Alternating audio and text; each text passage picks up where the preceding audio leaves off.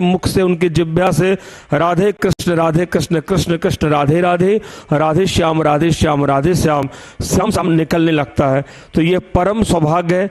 भगवान की प्राप्ति के 4 उपाय हैं, लेकिन नाम सबसे अधिक महत्वपूर्ण है। आप निरंतर महाराज श्री के माध्यम से दिव्य अमृतमय भगवान नाम महिमा आप श्रवण कर ही रहे हैं। हम सबको तो लग जाना चाहिए।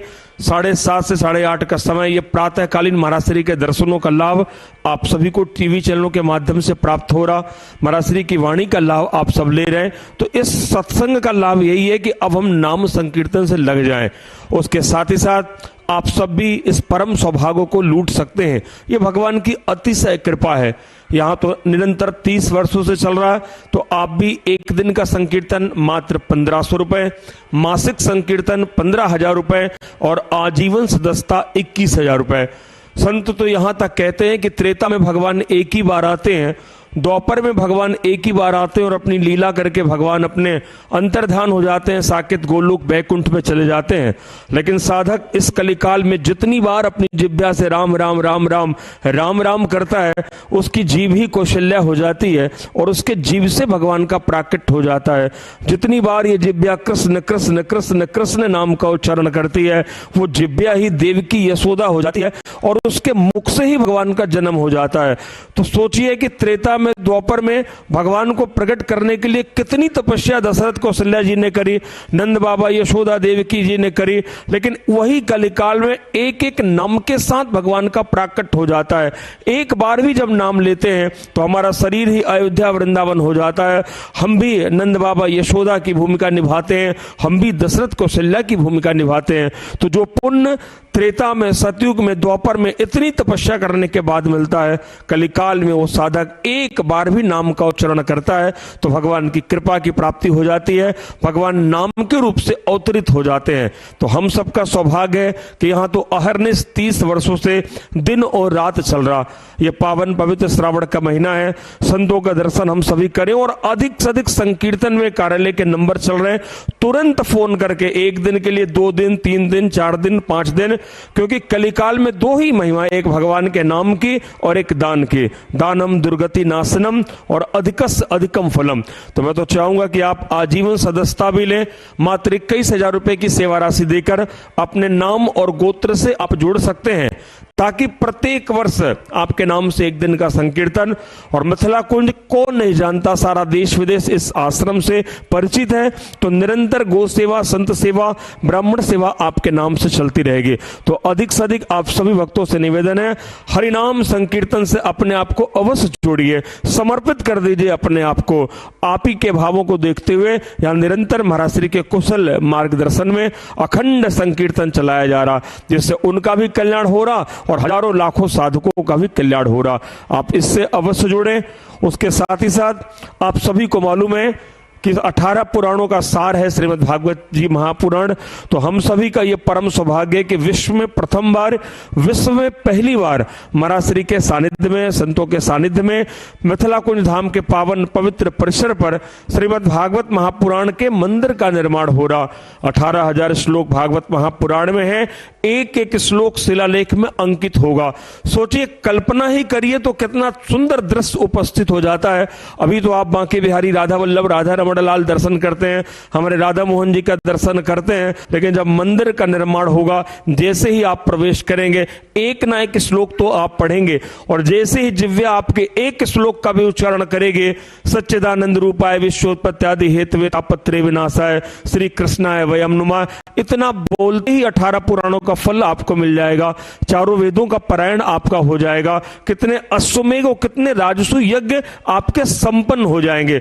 आपको भी लाभ मिलेगा। और एक श्लोक का आपने शिलालेख करा दिया तो जितने भक्त मिथिला कुंज में आते हैं तो लगातार वो भी उस श्लोक को पढ़ेंगे, तो उनको भी पुण्य की प्राप्ति होगी और उनका लाभ भी आपके घर तक पहुंचेगा।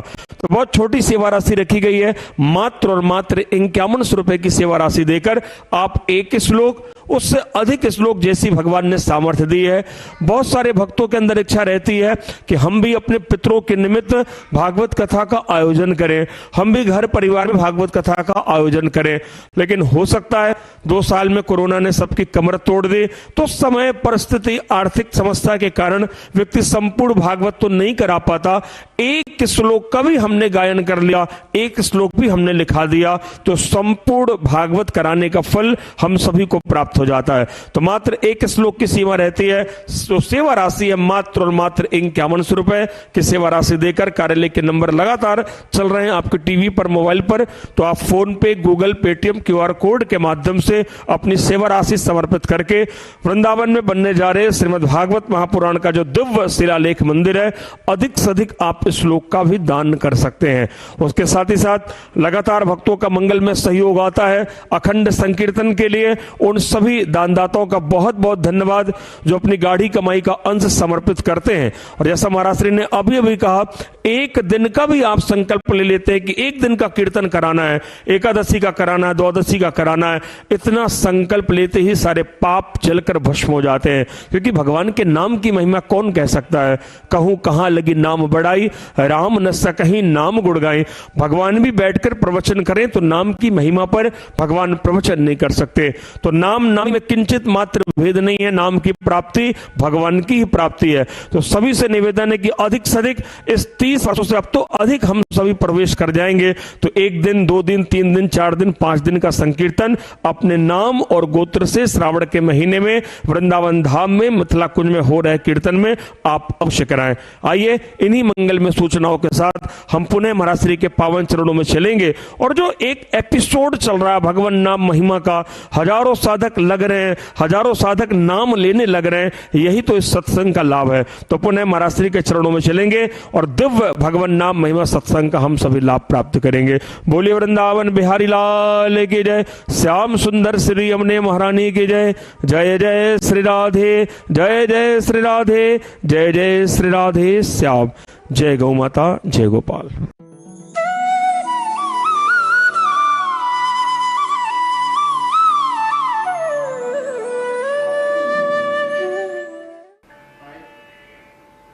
श्री वृंदावन बिहारी लाल की जय। श्री सद्गुरुदेव भगवान की जय। जय जय श्री राधे, जय जय श्री राधे। सभी भगवान के मंगलमय, मधुरमय, आनंदमयी, नामनिष्ठ हरि नाम प्रेमी भक्त वृंद, आप सब नित्य के भांति श्री धाम वृंदावन से लगातार इस कलिकाल में एकमात्र सभी प्राणी मात्र का कर्तव्य है कि घर में, परिवार में, सगे संबंधी के साथ व्यापार में रहकर भी कुछ समय निकालकर स्वयं को कल्याण के लिए हरि नाम संकीर्तन, भगवान नाम स्मरण की ओर अपने आप को लगना चाहिए। शास्त्र में कहा गया है, नाम चिंता मणि कृष्णेश चैतन्य रस विग्रह पूर्ण शुद्धो नित्य मोक्तो भिन्न नात्मानां नामिना। भगवान नाम संकीर्तन प्रेमियों को उनके दिव्याति दिव्य रूप संकीर्तन, समस्त भगवत प्रेमियों को अपने अभिष्ट ईश्वर का रूप ध्यान एवं संकीर्तन निरंतर करते रहना चाहिए,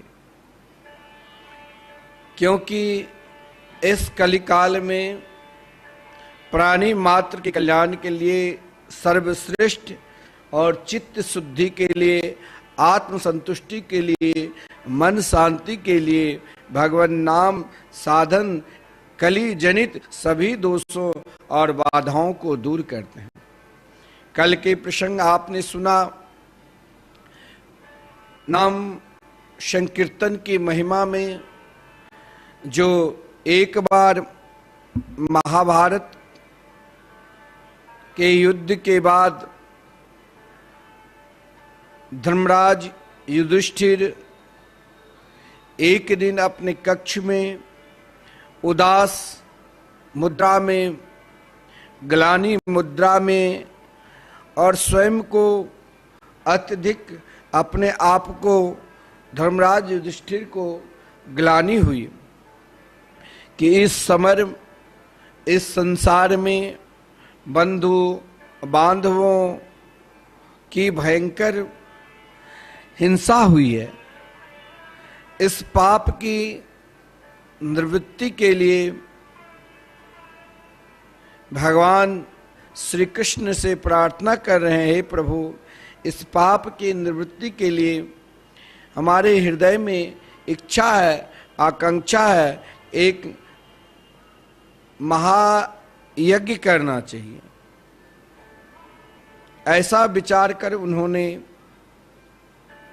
श्री कृष्ण से इस विषय में विचार लिया, क्योंकि पांडवों कोई भी कार्य करते थे जब तक श्री कृष्ण से आज्ञा नहीं लेते थे, चाहे महाभारत के युद्ध हो, चाहे राजसूय यज्ञ हो, चाहे कोई भी कार्य हो, पांडव अपने आप को सब कुछ सारा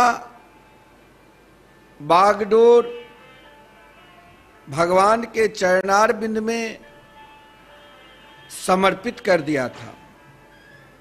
हे मेरे गोविंद, हे मेरे गोपाल, मेरे तो एकमात्र आप ही है। आज धर्मराज युधिष्ठिर ने जब श्री कृष्ण से इस विषय में पूछा, हे मेरे गोविंद, हे मेरे गोपाल, निरंतर मेरा मन दुखी अवस्था में रहता है कि मेरे कारण हमारे भाई बांधव सबके सब महाभारत युद्ध में मारा गया। इन पाप की प्रायश्चित के लिए मुझे यज्ञ करना है। श्री कृष्ण ने जब धर्मराज युधिष्ठिर के द्वारा ये प्रश्न सुना और सभी प्रकार के पांडवों वहां पर विराजमान हैं, भगवान श्री कृष्ण से इस विषय में वहां पर जितने भी मंत्रीगण थे और सबका मुख्य जो भूमिका में श्री धर्मराज युधिष्ठिर थे परामर्श किया, तो भगवान श्री कृष्ण ने कहा कि हे धर्मराज युधिष्ठिर, इस संसार में पाप निवृत्ति के लिए, देखिए ध्यान देना, संपूर्ण पाप निवृत्ति के लिए भगवान ने कहा कि आपको पापों से भय है, तो आप सभी पाप, देखिए भगवान क्या कहा, अगर आपको पापों से भय है तो आप सभी पाप हमें समर्पित कर दीजिए। जो भी मनसा वाचा कर्मणा पाप है वो हमें समर्पित कर दीजिए। ध्यान देना, आप श्रीमद् भागवत महापुराण के मंगलाचरण जब प्रारंभ करते हैं, श्रवण करते हैं, तो मंगलाचरण में प्रथम श्लोक है, सच्चिदानंद रूपाय विश्वोत्पत्त्यादि हेतवे तापत्रय विनाशाय श्री कृष्णाय वयम नमः। जो सतघन चिदघन आनंद स्वरूप, जो विश्वोत विश्व को स्वयं विस्तार, पालन और अंत में अपने में समाते हैं, और एक विलक्षण शब्द है तापत्रय विनाशाय। आपके अंदर यदि ताप भी है और आपके अंदर यदि पाप भी है, तो अपने दोनों कार्य लेकर, ताप को भी और पाप को भी लेकर भगवान नाम संकीर्तन में समर्पित कर दो, क्योंकि हरिस्मरणम सर्व विपत्ति विमुक्षणम। भगवान के मंगलमय नाम में ही, संकीर्तन में ही सज्जनों, संपूर्ण पापों की प्रायश्चित, संपूर्ण तापों की प्रायश्चित है।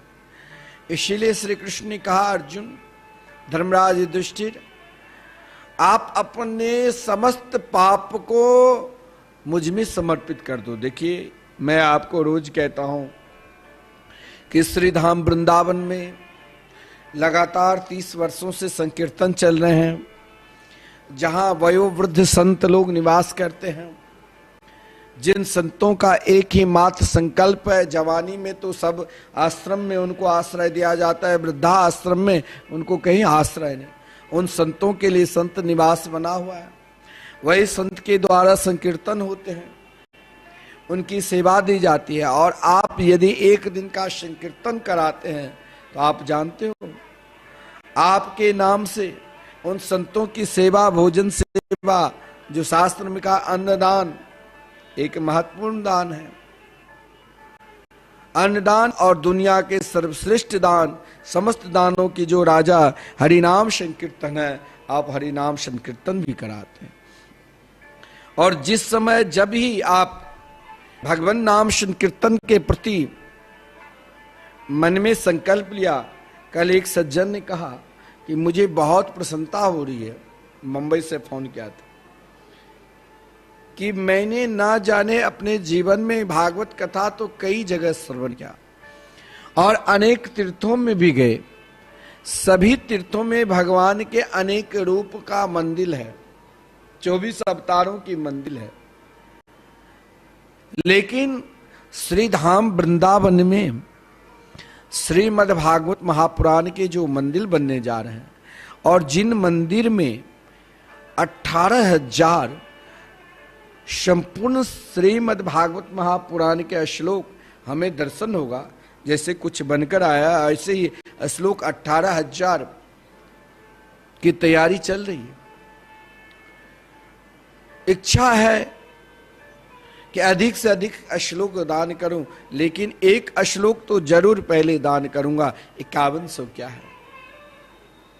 एक माता तो 21 श्लोक कहा कि मेरे नाम से भागवत की होनी चाहिए। देखिए, श्लोक, आप श्लोक अन्य श्लोक मत समझना, यह श्लोक साक्षात श्री कृष्ण के अभिन्न स्वरूप है। तेन अंग बांगमयी मूर्ति प्रत्यक्षा वर्तते हरे। और स्वयं धर्मराज युधिष्ठिर से भगवान श्री कृष्ण ने कहा, आप कहां भटक रहे हो? आप एकमात्र अपने समस्त, अगर आपको लगता है कि मेरे कारण ही मेरे भाई बंधुओं को महाभारत युद्ध में संहार हुआ है और मुझसे पाप हुआ है, तो हे धर्म के ज्ञाता, आप एक बार मेरे मंगलमय मधुरमय आनंदमय नाम उच्चारण कर लो, मैं आपके समस्त पापों को हर लेता हूं। यानी जब तुम मेरे हो, जब आप कहते हो कि मैं भगवान के हूं और भगवान हमारे हैं, तो फिर वहां पाप और ताप का क्या प्रवेश? अगर आपको लगता है कि मेरे अंदर पाप है, अगर आपको लगता है कि मैं ताप से दुखी हूं, कोई शरीर से, तो कोई मन से, तो कोई धन से, उन ताप से भी दुखी है, तो सज्जनों, आप अपने पाप और अपने ताप को लेकर भगवान के चरणार बिंद में समर्पित कर दो। जैसे श्री कृष्ण ने धर्मराज युधिष्ठिर से कहा, हे धर्म के ज्ञाता, आप अपने समस्त पापों को मुझ में समर्पित कर दो, क्योंकि यज्ञ में बहुत व्यय होगा धर्मात्मा युधिष्ठिर ने कहा कि वेद शास्त्रों की मत है कि जो वस्तु भगवान को समर्पित अर्पित की जाती है वो अनंत गुना होकर फलवती होती है। जब भगवान ने धर्मराज युधिष्ठिर से कहा तुम ग्लानि मत करो, अपने संपूर्ण पापों को मुझ में समर्पित कर दो, तो धर्म के ज्ञाता धर्मराज युधिष्ठिर ने कहा प्रभु आप तो सब कुछ जानते हैं, संपूर्ण धर्म के सिद्धांत है आपको भगवान को जिस प्रकार समर्पित करते हैं, कोई अन्न दान करते हैं, कोई वस्त्र दान करते हैं, कोई भूमि दान करते हैं, कोई गोदान करते हैं, और कोई श्रेष्ठतम, एक होता है श्रेष्ठ दान, एक होता है श्रेष्ठतम दान। श्रेष्ठतम दान है हरि नाम संकीर्तन। अगर आप संपूर्ण दान किए अभी तक और आपने श्रीधाम वृंदावन में हरि नाम संकीर्तन नहीं कराए, आपका दान क्या? उन दान धर्म है, ऐसा नहीं दान करने से धर्म है, लेकिन अपने जीवन को श्रेष्ठ और परम धर्म बनाना है तो सज्जनों एकमात्र भगवान के मंगलमय हरि नाम संकीर्तन में स्वयं को समर्पित कर दो। घर में व्यवस्था है तो घर पे भी करो, लेकिन यहां आपके केवल संकीर्तन ने संतों की सेवा, गो की सेवा निरंतर चलता रहेगा। कई भक्त 21,000 समर्पित क्या है, कहा मैंने तो महाराज अपने नाम से अपना श्राद्ध भी कर लिया। क्यों? क्योंकि मेरे मरणोपरांत भी जब तक जिंदा है तब तक मेरे नाम से साल के 12 दिन संकीर्तन और नित्य संतों की सेवा चलता रहेगा, और मरणोपरांत भी मेरे नाम से हरि नाम संकीर्तन निरंतर श्रीधाम वृंदावन में चलते रहेंगे, और संतों की सेवा तो और मुझे क्या चाहिए। और जीवन में यही भाव होना चाहिए। जब धर्मराज युधिष्ठिर ने कहा प्रभु आप कहते हो कि आप मुझ में अपने संपूर्ण पापों को समर्पित कर दो, तो आप तो कहते जो मुझे एक बार देते उससे मैं कई गुना देकर महाराज छोड़ता हूं। अगर मैंने आपको अपना पाप दे दिया तो मुझे कई गुना और पाप मेरे ऊपर चढ़ जाएगा, क्योंकि मैं स्वयं नहीं कहता हूं, यह वेद शास्त्रों की मत है। जो भी वस्तु आप भगवान के समर्पित करोगे, अर्पित करोगे, अर्पित की जाती है ना कोई वस्तु, उस संपूर्ण वस्तु का फल भगवान कई गुना होते हैं। और धर्मराज युधिष्ठिर का ऐसे दशा में आप ही बताइए कि मेरा पाप आपको समर्पित कर देने से घटेगा या बढ़ेगा। भगवान यहाँ एक पल के लिए, एक क्षण के लिए निरुत्तर होकर चुप हो गए। भगवान शांत है। भगवान ने निरुत्तर होकर यज्ञ प्रारंभ करने की आज्ञा प्रदान कर दी कि धर्मराज युधिष्ठिर के देखिए आपका मन, मैं आपसे रोज कहता हूं कि आप संपूर्ण दान में जो सर्वश्रेष्ठ दान है श्रीधाम वृंदावन में, जो निरंतर हर पल हर क्षण, एक पल के लिए, एक क्षण के लिए भी संकीर्तन बंद नहीं होते, हरि नाम संकीर्तन महामंत्र। आप श्रेष्ठ दान में महा जो दान है संकीर्तन दान, वो आप जरूर करिए। आप सोचोगे कि नहीं मुझे अन्य दान करना, आप करो जिसमें आपकी रुचि है। ये वृंदावन है और ये मिथिला कुंज में सारी व्यवस्था है। आपको जहाँ संतों की सेवा करना है तो आप कभी आइए, यहाँ जो वयोवृद्ध संत लोग रहते हैं जो निरंतर भगवत भजन करते हैं, आप देखोगे तो आपको स्वयं पता चलेगा कि वाकई में यहाँ महापुरुष लोग जो निरंतर हरि नाम कीर्तन करते रहते हैं। धर्मराज युधिष्ठिर को जब भगवान ने कहा तो धर्मराज युधिष्ठिर अभी एक पल के लिए नहीं माने। भगवान ने कहा ठीक है, फिर आपकी जैसी इच्छा। हम आपको तो केवल समझा ही सकते ना कि आप झोली माला लेकर भगवान नाम संकीर्तन करो। संकीर्तन में 3 भाव आपका उत्पन्न होगा। जाप में 3 भाव उत्पन्न होता है, मानसिक जाप और मैंने कहा था ये जो 3 प्रकार के जाप है संकीर्तन है, मानसिक जाप, जिनमें ना कंठ न जीवा और न ओठ हिलेगा। फिर उत मानसु जाप, जिनमें आपके कंठ, जीवा और मुख हिलता रहेगा। और फिर सामान्य जाप, जिन सामान्य जाप में आप जब जाप करोगे तो आपको स्वयं सुनाई देगी और आपको कान में भी, दूसरों को भी, उसे संकीर्तन में भाव ले लो। लेकिन मानसिक जाप की स्थिति तो कोई कोई बिरले और महापुरुष की ही स्थिति होगी, जब आप भगवान के मंगलमय नामों का 9,09,09,999 बार कम से कम 21 माला, 21 नामों का तैयार कर लोगे, तब ही आप मानसिक जाप की स्थिति आपको बन सकती है। कोई महान हमारे सदगुरु देव जैसे महान नाम जापक, उन्हीं को ये भाव हो सकता है। धर्मराज युधिष्ठिर को भगवान ने कहा, फिर भी धर्मराज युधिष्ठिर नहीं माने और यज्ञ करना प्रारंभ कर दी। भगवान ने कहा ठीक है, आप जैसे इच्छा है। भगवान निरुत्तर हो गए और निरुत्तर होकर कहा ठीक है, जैसे इच्छा है। यज्ञ प्रारंभ करने की आज्ञा प्रदान कर दी। बड़ी प्रसन्नता के साथ धर्मराज युधिष्ठिर यज्ञ में कीट पतंग से लेकर ब्रह्म पर्यंत सबको आमंत्रित किया, किसी को छोड़ा नहीं।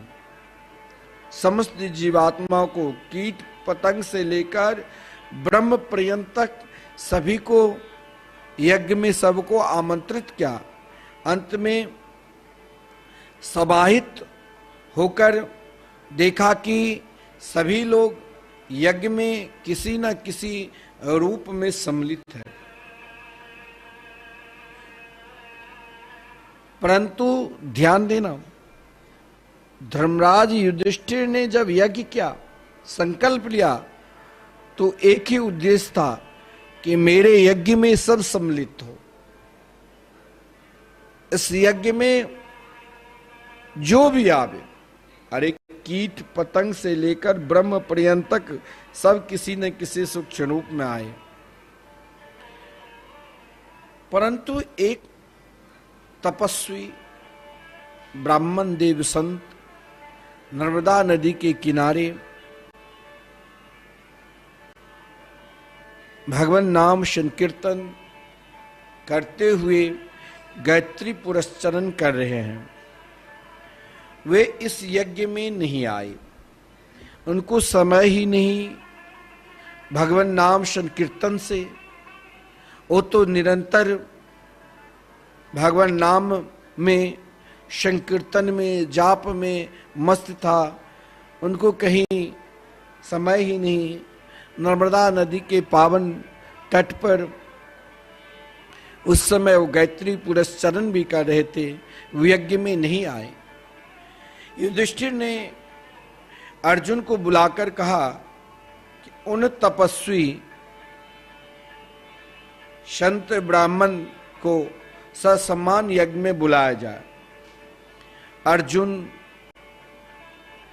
धर्मराज युधिष्ठिर की आज्ञा पाकर स्वयं अर्जुन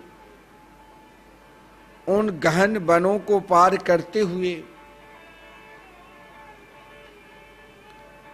हस्तिनापुर से चलकर नर्मदा के किनारे, उस समय भयंकर जंगल था, वन था, उन गहन वनों को पार करते हुए ब्रह्मन देवता के पास पहुंचे और उनके चरणों में प्रणाम किया और उन्हें आदर पूर्वक यज्ञ में निमंत्रण प्रदान किया। निमंत्रण पाकर उन नाम जापक ब्रह्मन देव जो नर्मदा के पावन तट पे एकांत में गायत्री पुरस्चरण कर रहे थे, जब अर्जुन के द्वारा उनको निमंत्रण दिया गया, ब्रह्मन देव बहुत दुखी हुए। नाम जापक को नहीं होता है कि मुझे दुनिया जाने। ऐसे ऐसे संत आप हमारे गुरुदेव जानते हो, निरंतर नाम जाप करते, आप कभी आना। लेकिन वो कहाँ, किसी जंगल में, किसी गांव में जहां कोई प्रवेश ना करे।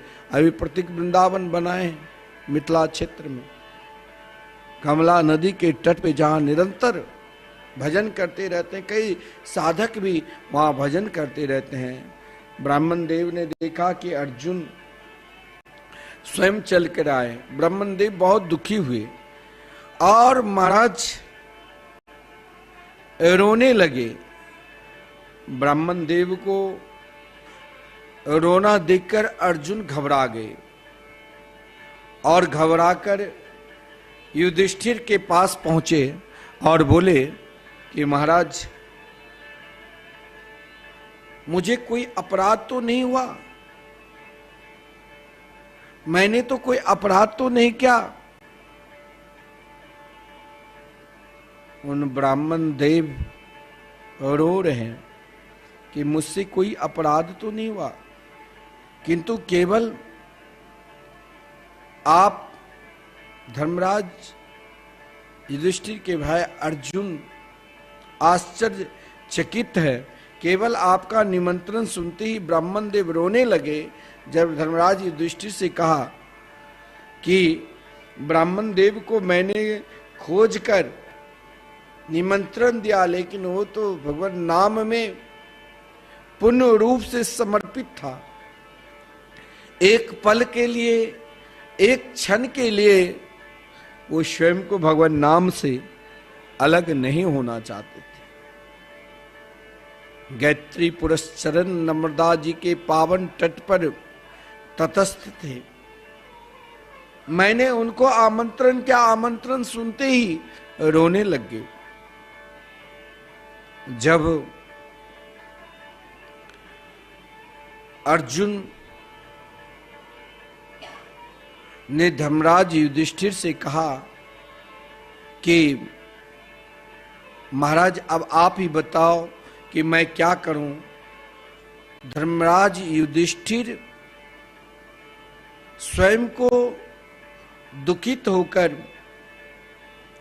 भगवान श्री कृष्ण के पास पहुंचे। भगवान भी जब उन ब्राह्मण देव की व्याकुलता को सुना तो स्वयं भगवान भी रोने लग गए। भगवान स्वयं को रोने लग गए। भगवान भी रोने की समाचार सुनकर दुखित होकर रोने लगे। भगवान को रोता हुआ देख अब तो महाराज अर्जुन भी रोने लगे और अंत में अर्जुन को रोता हुआ देखकर, श्री कृष्ण को रोता हुआ देखकर महाराज स्वयं भगवान श्री कृष्ण युधिष्ठिर को साथ में लेकर उन ब्राह्मण देव के यहां पहुंचा। देखिए, जहां ब्राह्मण देव एकांत में भगवत भजन में, संकीर्तन में लीन थे, उन्हें दुनिया कुछ दिखाई ही नहीं देती थी। सजन, एकमात्र प्रिया प्रीतम के निरंतर रूप माधुरी को रसास्वादन करते हुए स्वयं को उन रूप माधुरी में, नामामृत में खो चुके थे। जब श्री कृष्ण युधिष्ठिर को साथ में लेकर नर्मदा जी के तट पे ब्राह्मण देव के यहां पहुंचा तो श्री कृष्ण ने पूछा, महाराज आपके निमंत्रण अस्वीकार करने के कारण क्या है? उन तपस्वी ब्राह्मण ने कहा, राजानम हरते तेज, ध्यान देना, राजन नम हरते तेजा, राजन ग्रहण करने से। अब देखिए, पहले जो साधु संत भजनानंदी महापुरुष होते थे वो सब जगह अन्न भी नहीं स्वीकार करते थे, क्योंकि जिसका अन्न, जैसा ही अन्न आप स्वीकार करोगे वैसा ही आपका भजन होगा। पहले संत स्वयं पाकी रहा करते थे और जितने देर पाकशाला में विराजमान होते थे बिल्कुल अपरस के साथ ठाकुर जी की रसोई तैयार होकर भोग लगाते, फिर भोग पाते। जब इधर भगवान श्री कृष्ण, साथ में अर्जुन है, श्री धर्मराज युधिष्ठिर है, भगवान श्री कृष्ण ने उन ब्राह्मण देव से पूछा, हे ब्राह्मण देव, आप तो निरंतर हर पल हर क्षण मेरे नाम का स्मरण करते हैं, आपने निमंत्रण अस्वीकार क्यों किए? तो ब्राह्मण देव ने कहा, हे प्रभु, आप तो सब कुछ जानते ही हैं। राजन नम हरते तेजा, राजन ग्रहण करने से, राजा की अन्न को ग्रहण करने से, बड़ा भाव है, राजा अनम सीधे भाव, हरते तेजा, राजा की अन्न ग्रहण करने से मेरे भजन, मेरी तपस्या नष्ट होती है, इसीलिए निमंत्रण स्वीकार नहीं किया। इस पर धर्मराज युधिष्ठिर ने कहा, महाराज, आपके निमंत्रण अस्वीकार न करने के कारण तो समझ में आ गया, परंतु आपने जब मेरे भ्राता धर्मराज युधिष्ठिर के भ्राता श्री भीमसेन, श्री अर्जुन ने आकर आपको निमंत्रण दिया तो आप रोने क्यों लगे? रोने का कारण क्या है? मैं मानता हूं कि आपने मेरे निमंत्रण को स्वीकार नहीं किया, लेकिन निमंत्रण देने जब आया तो आप रोने क्यों लग गए? देखिए, नाम जापक साधु संत पहले महाराज कहीं जाते भी नहीं थे कि अगर मैं कहीं जाऊं फिर उनकी प्रशंसा करूं, फिर वो हमें दान देगा, पता नहीं उसकी दान में कौन सा पाप छुपा होगा, क्या होगा। इसलिए मैं आपको निरंतर कह रहा हूं कि जीवन में अगर दान करो, उन दान के साथ साथ भगवान नाम संकीर्तन का भी दान करो, क्योंकि नाम संकीर्तनम जस्य सर्व पाप प्रणाशनम। सजनों, एकमात्र भगवान के मंगल में, मधुर में, आनंद में नाम से ही, क्योंकि पाप को जहां प्रवेश नहीं है, पाप को हर जगह प्रवेश है। आप बड़े बड़े धर्म करो, यज्ञ करो, उसमें भी आपको अभिमान आ जाएगा, मैं यज्ञ किया। आप बहुत दान दिए, आप बहुत लोग आजकल वृंदावन में दान देते हैं और उसके दान का अभिमान आ जाता है कि मैंने बहुत बड़ा दान किया, लेकिन मुझे तो आश्रम में रहने की व्यवस्था नहीं, ये भी अभिमान। ऐसा नहीं है कि अज्ञानी को ही अभिमान आता है, सत्कर्म करने के बाद भी, धर्म करने के बाद भी अभिमान आता है, पाप हो जाता। अरे जब सबसे बड़ा दानी, जिसने स्वयं भगवान श्री कृष्ण से कहा, राजा नृग, कि मैं एक इक्ष्वाकु वंश परंपरा के एक श्रेष्ठ राजा नृग हूं, प्रभु आपके खाते में अगर महान से महान दानी का नाम है, एक छोटा सा दानी मैं भी हूं, मेरा नाम नृग है। मैंने कोई पृथ्वी के जो मिट्टी के कण हैं, तारागण हैं, उनकी गिनती कर सकता है, लेकिन मैंने जो दान किया उसकी कोई गिनती कर ही नहीं सकता। लेकिन उन दान में भी उनको अभिमान है, जिस कारण गिड़गिट बनकर भी भगवान श्री कृष्ण के चरणारविंद के स्पर्श होते ही वो दिव्य रूप को प्राप्त किया। फिर भी उसका अभिमान, तो व्यक्ति चाहे कहीं भी चले जाए, चाहे वो पृथ्वी में रहे, चाहे स्वर्ग लोक में रहे, चाहे नरक लोक में रहे, अभिमान जल्दी नहीं हटता है। एक बार आपने अभिमान को, अहंकार को हृदय में बैठा लिया तो जल्दी हटेगा नहीं। हाँ, उससे हटने के लिए सुगम और सरल और साधन है कि हम जब दीन बन जाएंगे ना, दीनता से हटती है। जब हम दीन बन जाएंगे तभी दीन बंधु की कृपा होगी, क्योंकि भगवान श्री कृष्ण की बाल लीला है। जिस समय श्री कृष्ण गो बछड़े को चराते हुए जंगल में गए, साथ में ग्वाल बाल भी सबके सब साथ में हैं। ग्वाल बालों ने के साथ भगवान ने अघासुर को उद्धार किया। अघासुर के उद्धार के उपरांत जो भी ग्वाल बाल अपने अपने घर से जो भी कुछ लाए थे, भगवान ने कहा अब यमुना किनारे एकत्रित करो, हम सब वनभोज करेंगे।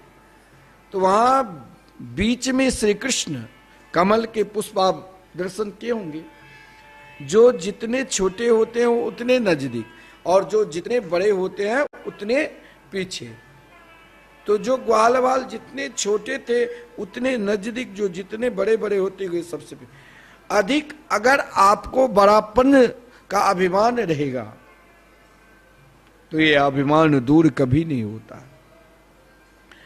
और अभिमान को दूर करना चाहते हो सज्जनों, एकमात्र भगवान के मंगलमय मधुरमय आनंदमय नाम से ही कर सकते हो। अभिमान को दूर करने के लिए एक ही औषधि है, हरि नाम संकीर्तन महामंत्र। उससे क्या होगा? उस महामंत्र में भी जब आप किसी महापुरुष सदगुरु संत के अनुयायी हो जाएंगे तो आपके हृदय में स्वयं अपने आप दीनता प्रकट होगी। और जब दीनता की प्रकट होगी तो दीनता आने के उपरांत अभिमान नहीं आता है। और जब तक हम दीन नहीं बनेंगे तब तक दीन बंधु की कृपा नहीं होगी। तो धर्मराज युधिष्ठिर ने उन नाम जापक ब्राह्मण देव से पूछा, महाराज आप यह बताइए कि मेरे भ्राता अर्जुन आपको जब निमंत्रण देने के लिए आया तो आपने निमंत्रण सुनकर ही रुदन क्यों करने लगे? अपने रोने का कारण हमें बताइए। क्योंकि अर्जुन घबराकर सीधे मेरे पास गए, मैं घबराकर सीधे श्री कृष्ण के पास गया, और हम तीनों आपके पास आए हैं।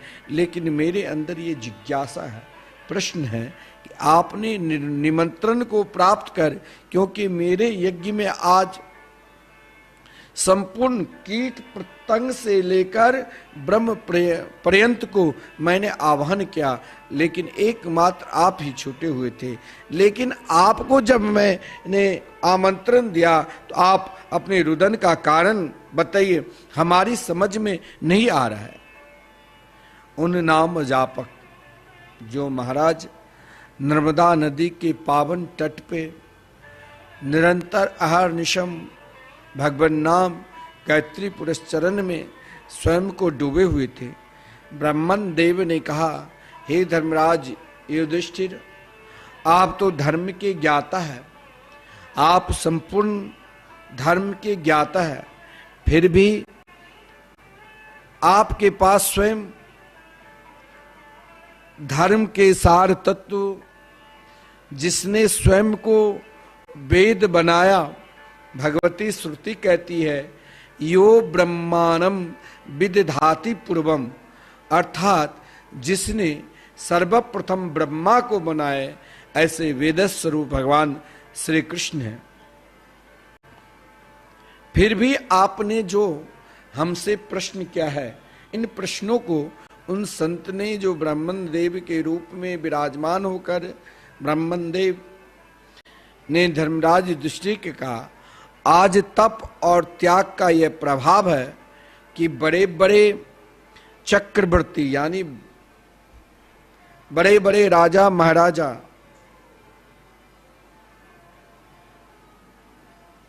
संसार के कहीं का भी राजा महाराजा हो,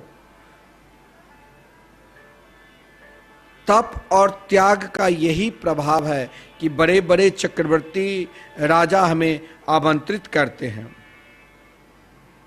किंतु भविष्य में ऐसे ब्राह्मण होंगे जो बिना निमंत्रण के ही यज्ञादि भंडारों में पहुंच जाएंगे और वो अपमानित होकर लौटेंगे।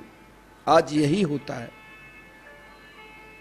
वो ब्रह्मन देव क्यों रुदन किए, आप समझ गए कि आप हमारे पूज्य गुरुदेव कहा करते हैं कि अगर आप जीवन में अपने तप और भगवान नाम के प्रति आपको विश्वास है तो स्वयं को आपके पास सब आ जाए, और यदि आपको भगवान के प्रति विश्वास नहीं है तो कोई नहीं आएंगे।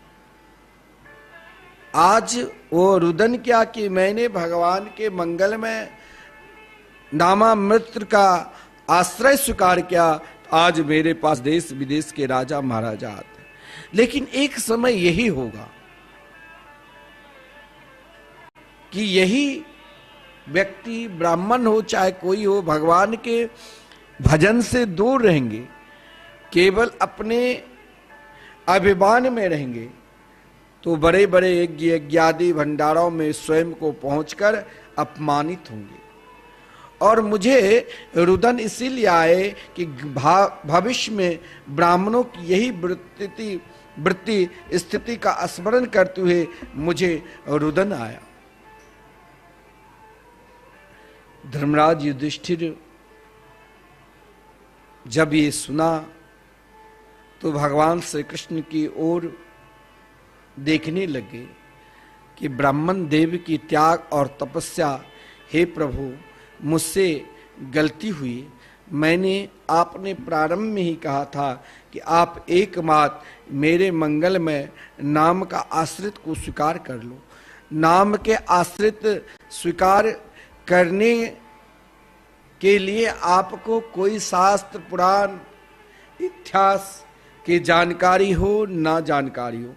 हमारे पूज्य गुरुदेव कहा करते हैं कि नाम का आश्रित कोई भी प्राणी, हरि नाम संकीर्तन के आश्रित कोई भी प्राणी हो, यदि उसने स्वीकार कर लिया तो ना वहाँ जाति है, ना वहाँ धर्म है, ना वहाँ विद्वान है, ना वहाँ मूर्ख है, ना वहाँ ज्ञानी है, ना वहाँ अज्ञानी है।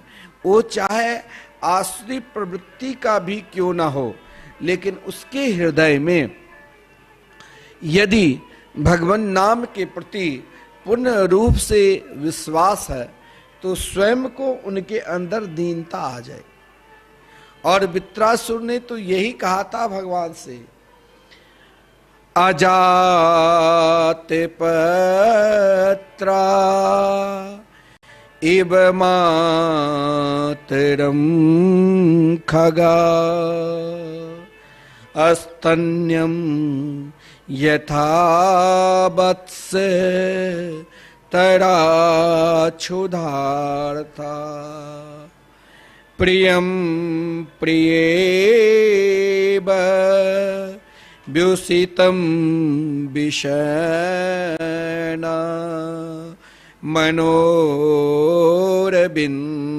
मनोरविन्दाक्ष ददृश्यते त्वाम्।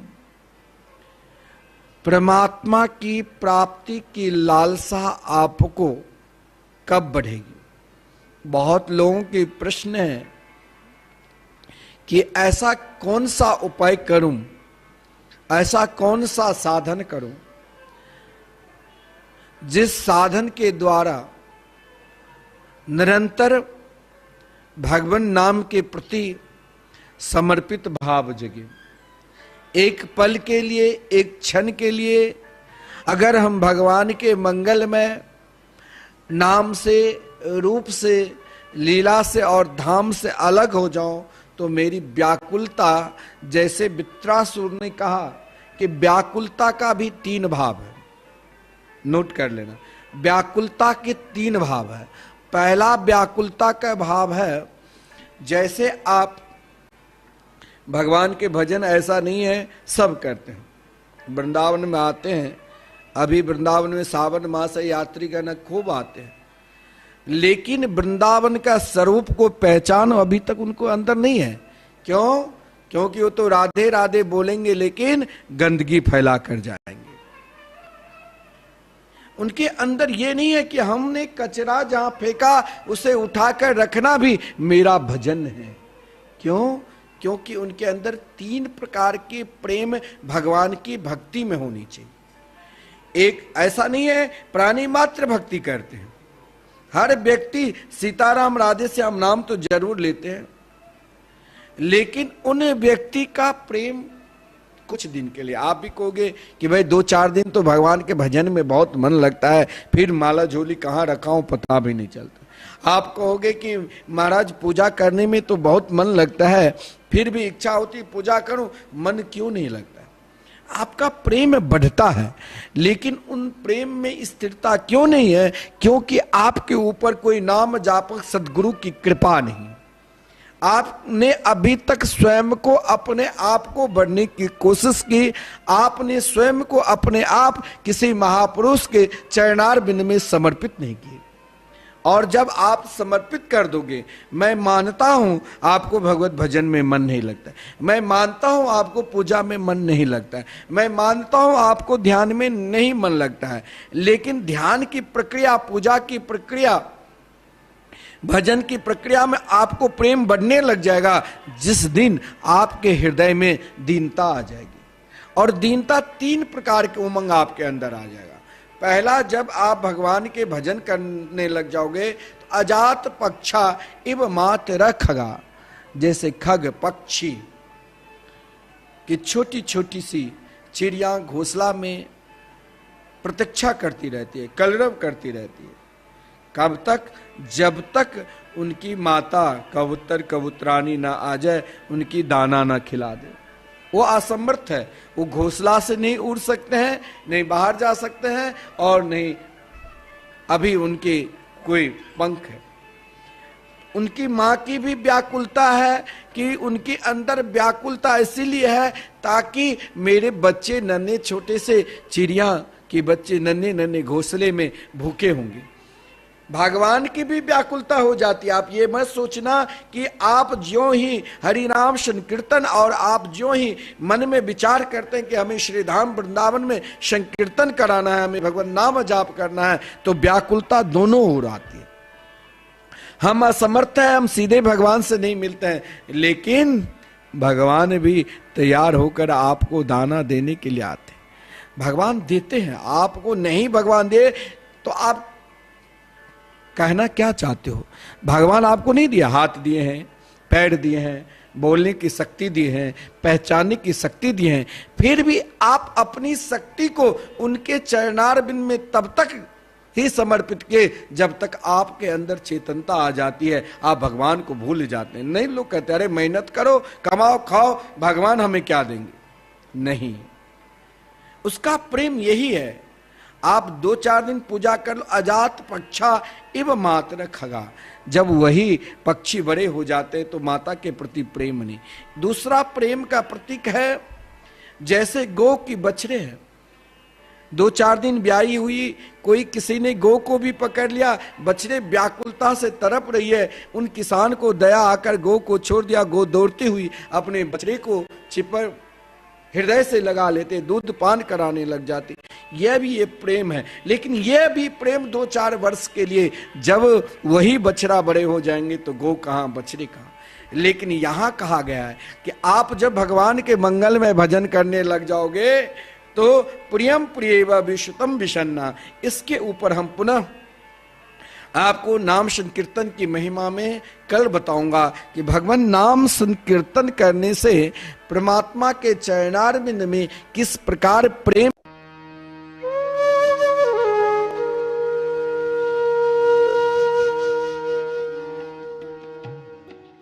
श्रीमद् भागवत कथा को भगवान श्री हरि का साक्षात स्वरूप मानते हुए परम पूज्य अनंत श्री विभूषित जगत गुरु निम्बार्काचार्य श्री मुकुंद देवाचार्य पीठाधीश्वर श्री राधे श्याम शरण देवाचार्य जी ने भगवान श्री कृष्ण की लीला स्थली श्री धाम वृंदावन के मिथिला कुंज में विश्व का पहला श्रीमद् भागवत मंदिर बनाने का संकल्प लिया, क्योंकि द्वापर युग में स्वयं भगवान श्री कृष्ण ने कहा है कि कलयुग में श्रीमद् भागवत कथा ही मेरा साक्षात स्वरूप है। जो भी श्रीमद् भागवत कथा का श्रवण करेगा या करवाएगा उसका कल्याण होना निश्चिंत है। इसीलिए परम पूज्य महामंडलेश्वर श्री किशोरी शरण जी के अनुसार भगवान श्री कृष्ण की दिव्य वाणी का अनुसरण करते हुए प्रातः स्मरणीय पूज्य गुरुदेव जी ने श्रीमद् भागवत मंदिर बनवाने का निश्चय किया।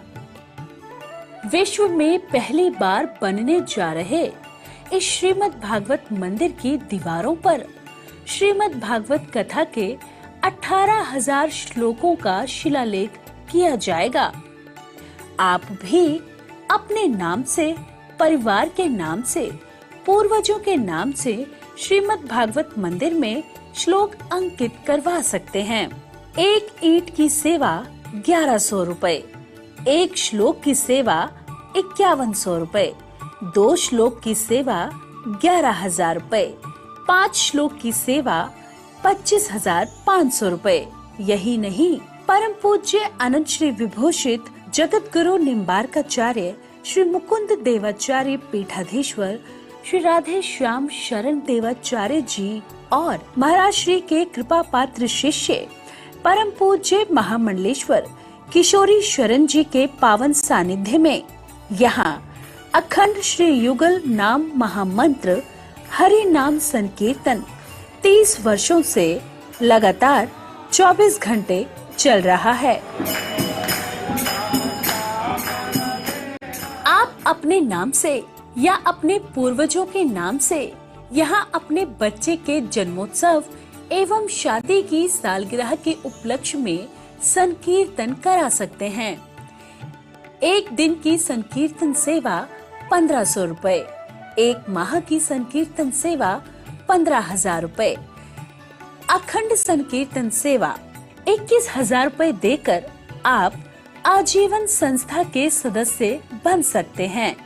आपके नाम से मरण उपरांत तक संकीर्तन, एक संत का भोजन, गो सेवा चलती रहेगी। संस्था द्वारा आपको प्रमाण पत्र भी मिलेगा जिसमें आप आजीवन सदस्य रहेंगे। आप संकीर्तन एवं संत सेवा, गौ सेवा हेतु श्रीधाम वृंदावन के मिथिला कुंज आश्रम में साधु संत सेवा अन्य क्षेत्र में सहयोग कर सकते हैं। 21 संत की सेवा 2100 रुपए, 51 संतों की सेवा 5100 रुपए, संपूर्ण भंडारा सेवा 11,000 रुपए। आप अपने बच्चे के जन्मदिन पर, शादी की सालगिरह पर माता पिता के नाम से, पूर्वजों के नाम से संकीर्तन संत सेवा करवाकर पुण्य के भागी बने और अक्षय पुण्य प्राप्त करें। महाराज श्री के इन पावन प्रकल्पों से जुड़ने के लिए हमारे संपर्क सूत्र इस प्रकार हैं: 8979 929 835, 7817 968 196। यदि आप भी महाराज श्री के इन पावन प्रकल्पों से जुड़ना चाहते हैं तो हमारी अकाउंट डिटेल्स इस प्रकार हैं। Account holder name Mithila Kunj, branch Vrindavan, account number 155050013009, IFSC code ICIC 0001017।